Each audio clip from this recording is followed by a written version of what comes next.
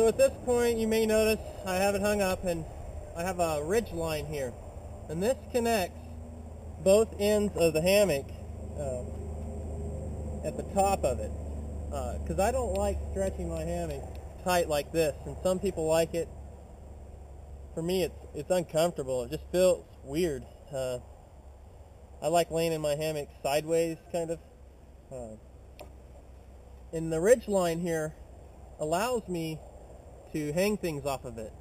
And I've got these Night Ice S-Beaners, which work pretty good. This is a 3-pack that I purchased, so I can hang my headlamp on it, my knife, just about anything I would want easy access to. This here is my Woodsman Trapper, and it has a round carabiner on it from Wolf Customs, and it allows me to hang it on the ridge line also, just for easy access. Never know, you might need it. Plus, what this ridge line also affords me is I don't like, if I don't have to, I don't like having a tarp on top of me unless I know it's possibly going to rain. I probably won't stick it on there. Just like that open feeling of waking up in the morning, you can just look up at the treetops, or even laying in the hammock at night, you can just see the stars. You don't feel so confined like a hammock kind of makes you feel sometimes if you, like I said, if you stretch this thing tight, and that thing gets all wrapped around you, you feel like you're kind of in a burrito. So it allows me to kind of just sprawl out in the hammock.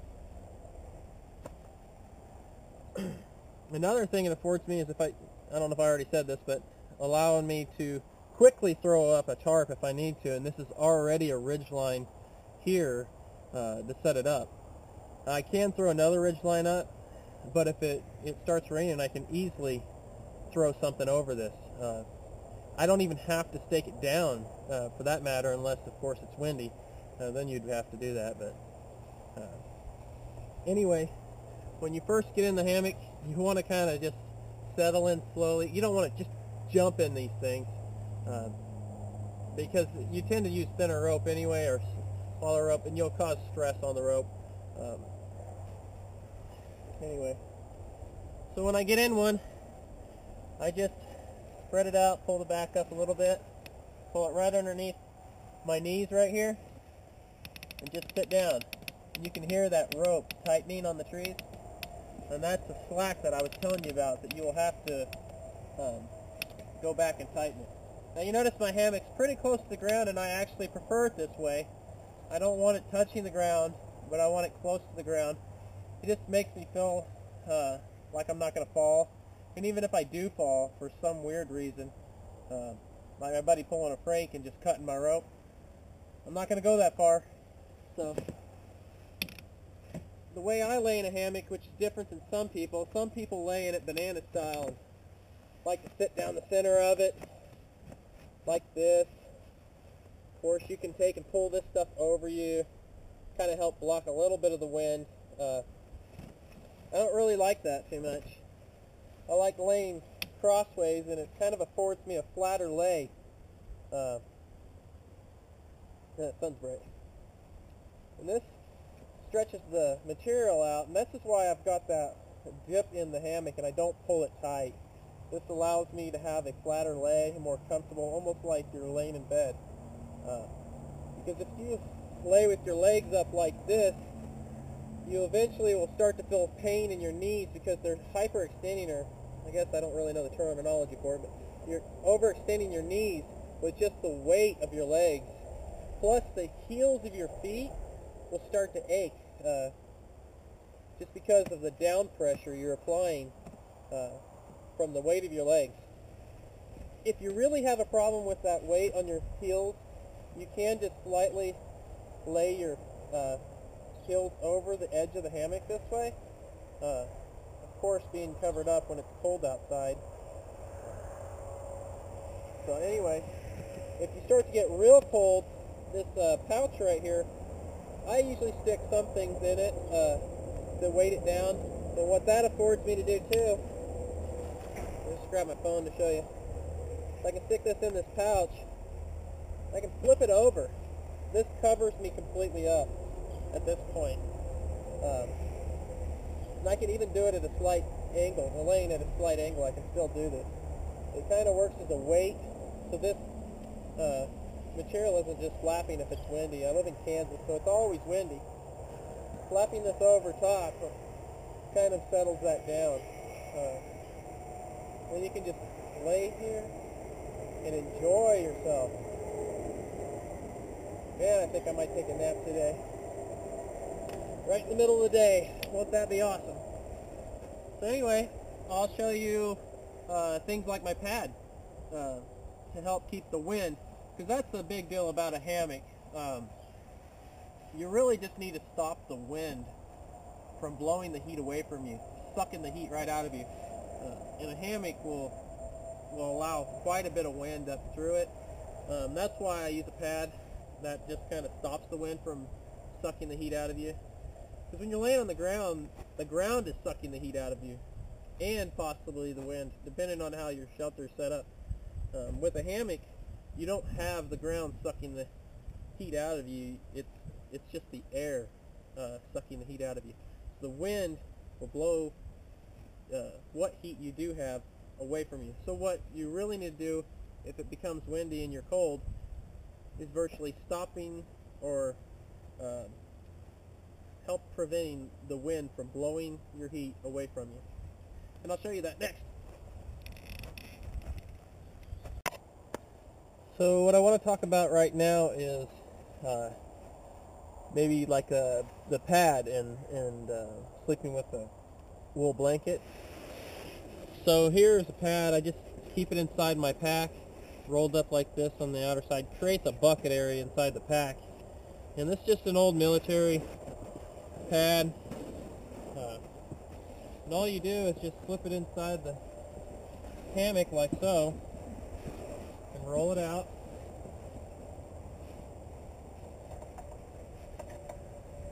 And this creates shape to your hammock, so when you lay your wool blanket in here, it makes it easier to keep it spread out and even. Also inside this pack, there's a padding, or a pad in the back of the pack.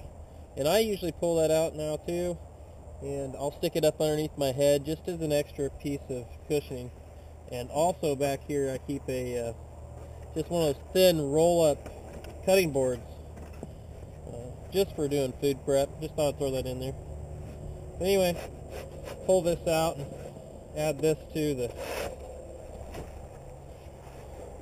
hammock. Just an extra layer, and you can even stick these in here at a slight angle.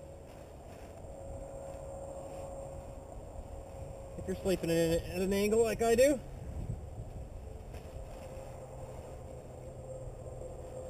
Then we'll just lay the blanket inside.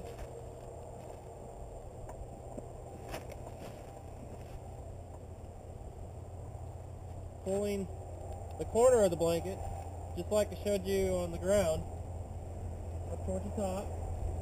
You stick that up in the corner. Pull the other corner up into this tip of it.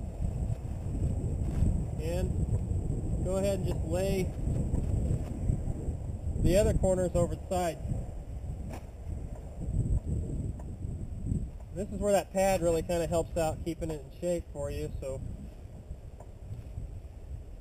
when you do have it all laid out, makes it kind of easier. And like I showed before, I just stick this under my knees, go ahead and sit down in the hammock.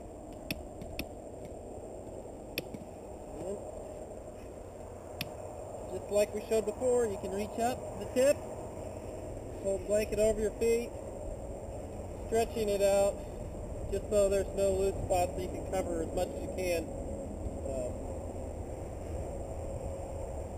Then you can fold the blanket in over top, just creating layers. tuck it up underneath you, like so.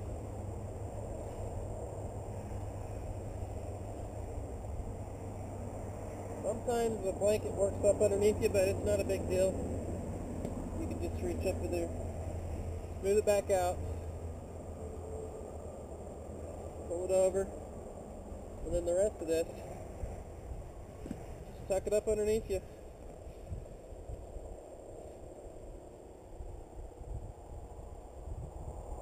Like so.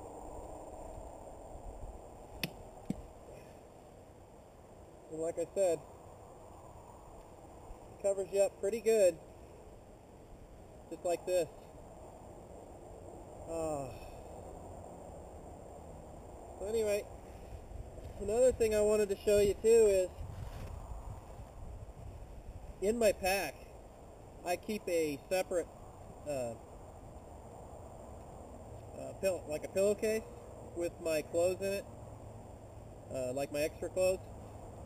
And this is what I use as a pillow.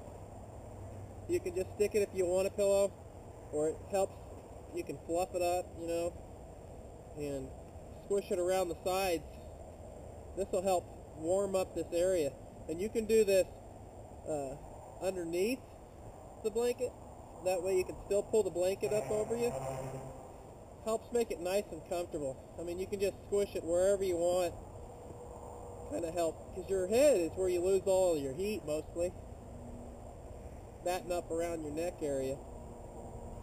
And other things I do are, because quite frankly that's a lot of clothes in there to keep underneath your head. All this stuff is, you don't want to rely on a fire to keep warm. It really is a bad idea. You want to rely on the clothes that you carry with you and the things that you have. So I just go through my pack here. I do wear gloves when I sleep, sometimes just these little fingertip ones, you know, they're cut off. Makes it kind of nice. Another thing I got in here that really helps out a lot, it may sound silly, but the Hammock helps out a lot.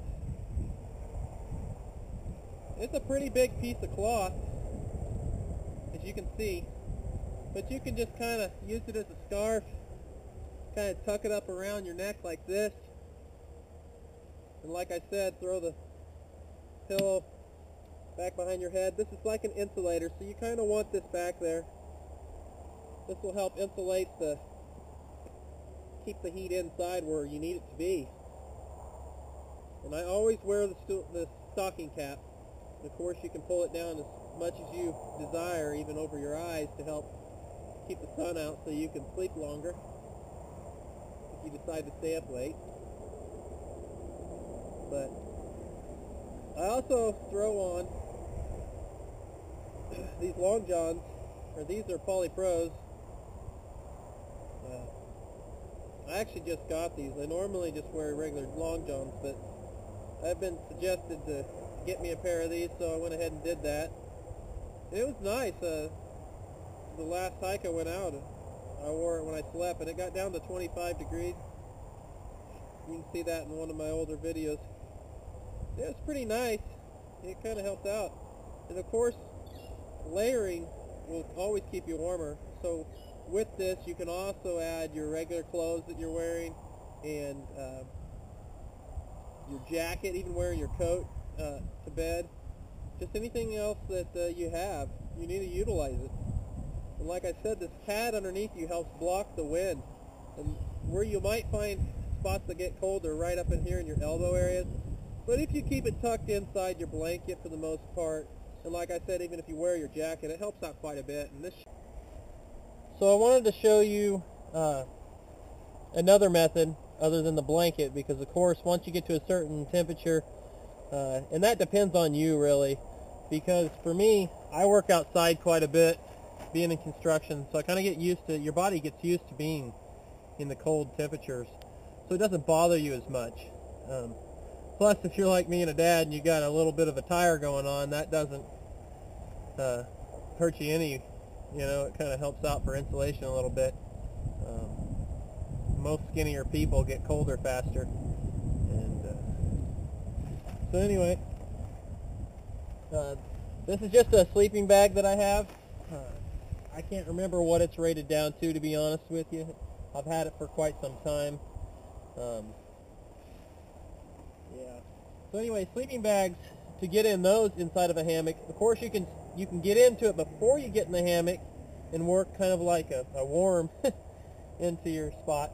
But also you can just unzip it. You don't really need to zip up your sleeping bag. Of course, if it gets too cold and the wind's blowing, you might want to do that after you get in there.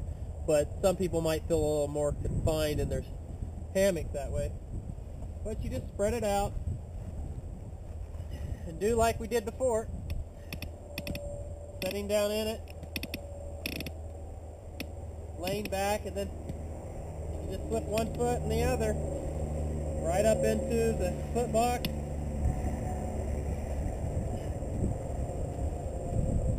And this is a mummy sleeping bag.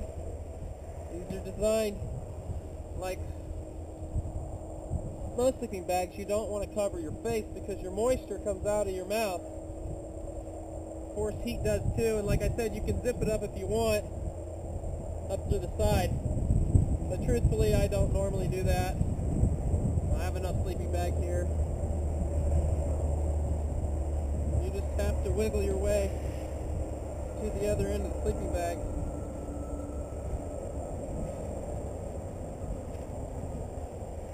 And pull yourself in, just like that. Not really a big deal. You'll be plenty warm like this. Of course, you can add all those other comforts I talked about earlier, like your clothes and things like that. Some people put their clothes down at the bottom of their foot box in their sleeping bag, down by their feet, and that adds an extra insulation because your feet do tend to get cold sometimes, more so than other parts of your body in a hammock. And I can't exactly explain that. Maybe because there is a slight elevation of your feet, pretty much no matter how you lay in it. So maybe that doesn't get quite as much blood flow as it should. So there is another method I wanted to show you that I honestly have never tried, but I thought it was a pretty good idea when I thought about it. And we'll get to that on the next video here, so just hold tight.